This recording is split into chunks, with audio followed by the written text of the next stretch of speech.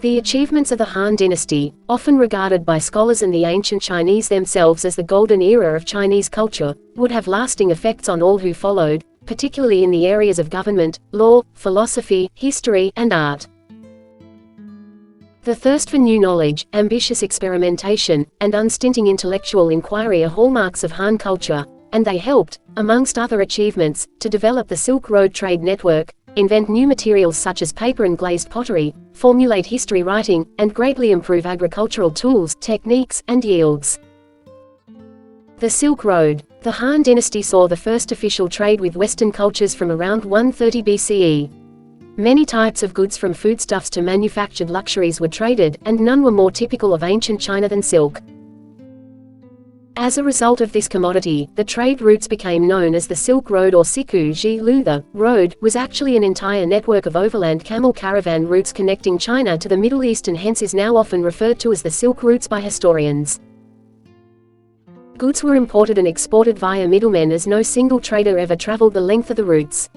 Eventually, the network would spread not only to neighboring states such as the Korean kingdoms and Japan but also to the great empires of India, Persia, Egypt, Greece, and Rome. Besides physical goods, one of the major consequences of the Silk Road was the exchange of ideas between cultures carried not only by traders but also diplomats, scholars, and monks who traveled the routes across Asia. Languages, especially the written word, religions, notably Buddhism, foodstuffs, technology, and artistic ideas were spread so that cultures across Asia and Europe helped each other to develop.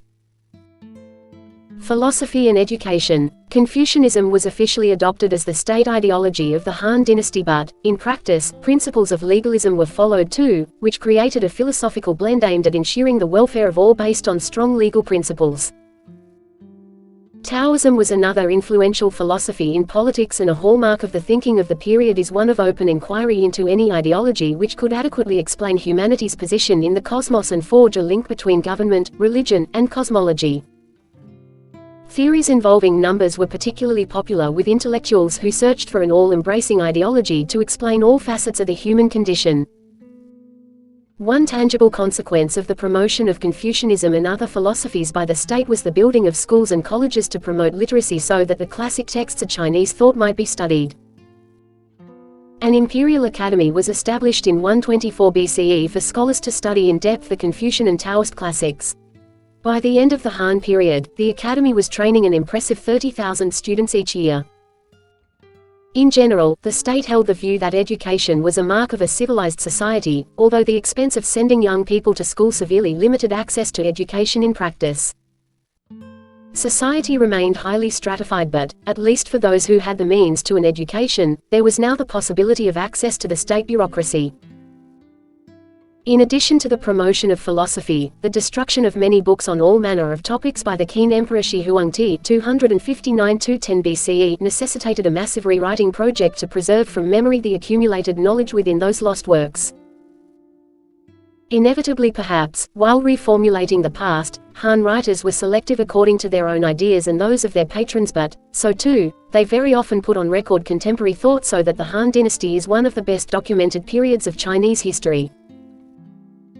Literature. The earliest surviving literature from ancient China dates to the Han period, although the possibility that earlier writings were deliberately destroyed or have simply been lost over time is not to be discounted.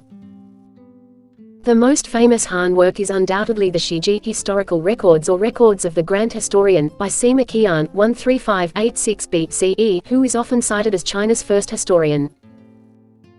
Qian was actually the court's grand astrologer, but as this also meant he had to compile records of past omens and create guides for future imperial decisions, he was, in effect, a historian. The Shiji draws on both oral and written records, including those in the imperial archives, and was begun by Qian's father Sima Tan. The Shiji goes much further than recording astrological phenomena and documents the imperial dynasties in sequence, beginning with early legendary emperors and ending in Qian's own time. Thus, the 130 chapters cover 2.5 millennia of history. With a new systematic approach and including descriptions of technological and cultural developments as well as biographies of non-royal famous figures and foreign peoples, the work would hugely influence the official Chinese histories that followed in subsequent dynasties. Another important Han work and another first is the Canon of Medicine credited to the Yellow Emperor, which is a record of medicine in Han China. The writer Ban Gu 3292 CE, besides writing his famous History Hanshu, History of the Western Han Dynasty, created a new genre, rhapsody or fu, most famously seen in his Rhapsody on the Two Capitals. Involving dynamic dialogues between two characters, his works are valuable records of local customs and events. By the 1st century CE, the surge in Han literature meant that the imperial library boasted some 600 titles which included works of philosophy, military treatises, calendars, and works of science. Art. The stability provided by the Han government and consequent accumulation of wealth by its more fortunate citizens resulted in a flourishing of the arts. Wealthy individuals became both patrons and consumers of fine art works. This demand led to innovations and experimentation in art, notably the first glazed pottery and figure painting. The latter was the first Chinese attempts at realistic portraiture of ordinary people. Capturing natural landscapes became another preoccupation of Han artists. Art was previously concerned with religion and ceremonies but now came to focus on people and everyday life activities such as hunting and farming. Tomb paintings, especially, sought to pick out the individual facial characteristics of people and depict narrative scenes. Paper. One invention which greatly helped the spread of literature and literacy was the invention of refined paper in 105 CE. The discovery, using pressed plant fibers which were then dried in sheets, was credited to Wen Kai Lun, the director of the imperial workshops at Luoyang. Heavy bamboo or wooden strips and expensive silk had long been used as a surface for writing but, after centuries of endeavor, a lighter and cheaper alternative had finally been found in the form of paper scrolls. The combination of brush, ink, and paper would establish painting and calligraphy as the most important areas of art in China for the next 2 millennia. One other Han innovation was to use paper to produce topographical and military maps. Drawn to a reasonably accurate scale, they included color coding, symbols for local features, and specific areas of enlarged scale. Science and technology. The Han period witnessed a number of important technical inventions and improvements which helped make agriculture much more efficient than in previous times. Better metalworking skills and the wider use of iron meant tools were more effective. The plow, in particular, was greatly improved, and now had 2 blades instead of 1. It was more easily directed, too, with the addition of 2 handles.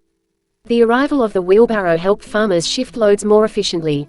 Fans were used to separate kernels from the chaff, and hand mills ground up the flour.